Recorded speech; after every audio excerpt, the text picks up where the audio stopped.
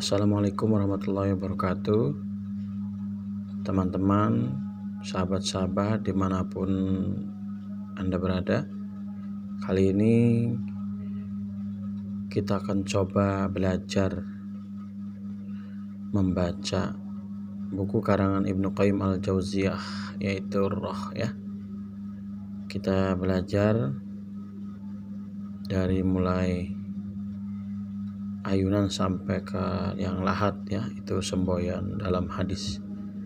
Mari kita kaji buku ini, mari kita baca buku ini bersama-sama insyaallah bersama saya. Bismillahirrahmanirrahim. Ini bukunya lumayan tebal, ada berapa halaman nih?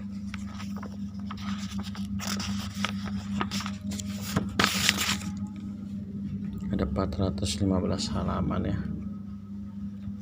Iya, kita baca dulu. Kita mulai dari apakah orang yang sudah meninggal dunia mengetahui ziarah orang yang hidup nih? Menurut Ibnu Abdul Bar diriwayatkan dari Nabi Shallallahu Alaihi Wasallam bahwa beliau bersabda, tidaklah ada di antara orang muslim yang lewat di dekat kubur saudaranya yang dikenalnya selagi di dunia, lalu dia mengucapkan salam kepadanya, melainkan Allah mengembalikan rohnya kepadanya hingga dia membalas salamnya itu. Ini merupakan nas yang menunjukkan bahwa orang yang sudah meninggal dunia dan terbujur di dalam kuburnya bisa mengetahuinya dan juga membalas salamnya. Di dalam As-Sahihain diriwayatkan dari Rasulullah SAW dari beberapa jalan bahwa beliau merintahkan untuk mengumpulkan para korban perang Badar dari kalangan musyrik Quraisy dan melemparkannya ke dalam sebuah lubang bekas sumur. Kemudian beliau mendekat dan berdiri dekat mereka sambil memanggil nama mereka satu persatu. Hai Fulan bin Fulan, hai Fulan bin Fulan, apakah kalian mendapatkan apa yang dijanjikan Rob kalian adalah benar? Sungguhnya aku mendapatkan apa yang dijanjikan Robku kepadaku adalah benar. Umar bin Khattab bertanya, wahai Rasulullah, bagaimana mungkin engkau berbicara dengan orang-orang yang sudah menjadi bangkai? Beliau menjawab, demi yang mengutusku dengan kebenaran, mereka lebih mampu mendengar apa yang kukatakan daripada kalian. Hanya saja mereka tidak mampu menjawab. Diriwayatkan dari beliau bahwa orang yang meninggal dunia dapat mendengar suara sandal orang-orang yang mengiringinya saat mereka meninggalkan kuburannya. Nabi Shallallahu Alaihi Wasallam mensyariatkan kepada umatnya agar mereka mengucapkan salam kepada ahli kubur, seperti salam yang mereka ucapkan kepada lawan bicara dengan lafaz sebagai berikut: salam sejahtera atas kalian, tempat tinggal orang-orang mukmin.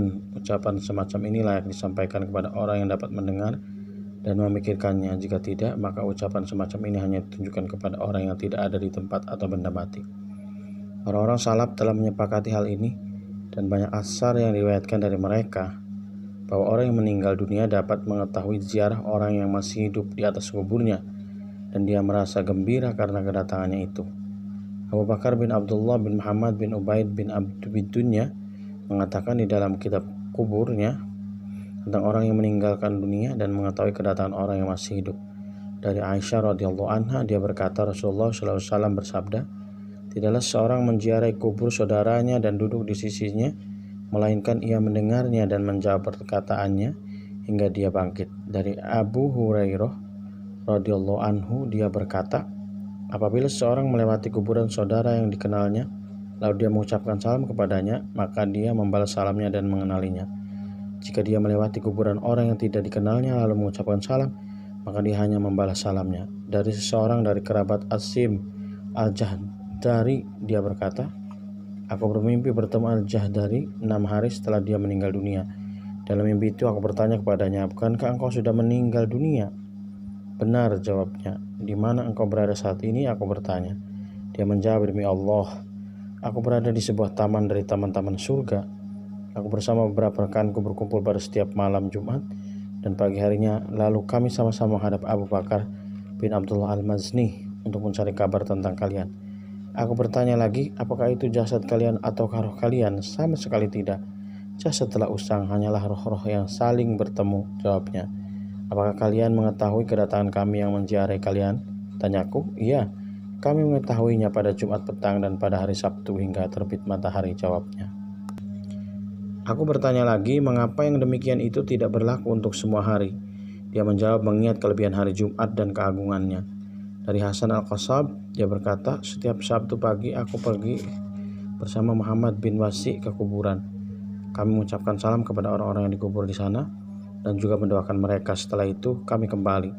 Suatu hari kukatakan kepada Muhammad bin Wasi, bagaimana jika jadwal ziarah kita rubah menjadi hari Senin? Dia menjawab, aku pernah mendengar riwayat bahwa orang-orang yang meninggal dunia dapat mengetahui para peziarahnya pada hari Jumat dan sehari sebelum serta sesudahnya. Dari Sufyan As-Tsauri, dia berkata, aku pernah mendengar dari Ad-Dahhak bahwa dia berkata, siapa yang menziarahi suatu kuburan pada hari Sabtu sebelum matahari terbit, maka mayat penghuni kubur itu mengetahui ziarahnya. Ada seorang bertanya, bagaimana hal itu bisa terjadi? Dia menjawab, karena keistimewaan hari Jumat. Dari Abu Tayyah, dia berkata, Mutarif pergi pada pagi-pagi buta yang saat itu adalah hari Jumat sambil membawa cemetinya, yang pada suatu malam ujung cemeti itu mengeluarkan sinar. Dia tiba di areal kuburan sambil tetap menunggang kudanya. Dia melihat orang-orang yang dikubur duduk di atas kuburan masing-masing. Mereka berkata, ini adalah Mutarib yang datang pada hari Jumat. Mutarib berkata, aku bertanya kepada mereka, apakah kamu sekalian juga mengenal hari Jumat? Mereka menjawab, ya, kami juga bisa mendengar apa yang dikatakan burung pada hari itu. Apakah yang mereka katakan? Tanyanya. Mereka menjawab, mereka berkata, salam, salam. Dari Al-Fadl bin Muawiyah, anak paman Sufyan bin Uyainah, dia berkata, aku sangat terpukul atas kematian ayahku. Maka setiap hari aku menziarahi kuburannya. Tapi ziarahku semakin lama semakin jarang. Ketika suatu hari aku menziarahi kuburannya dan duduk di sisinya, tiba-tiba saja aku tak kuat menahan kantuk. Kelopak mataku terasa amat berat. Hingga akhirnya aku pun tertidur di sana. Dan tidurku itu aku bermimpi seakan-akan kubur ayahku terkuak.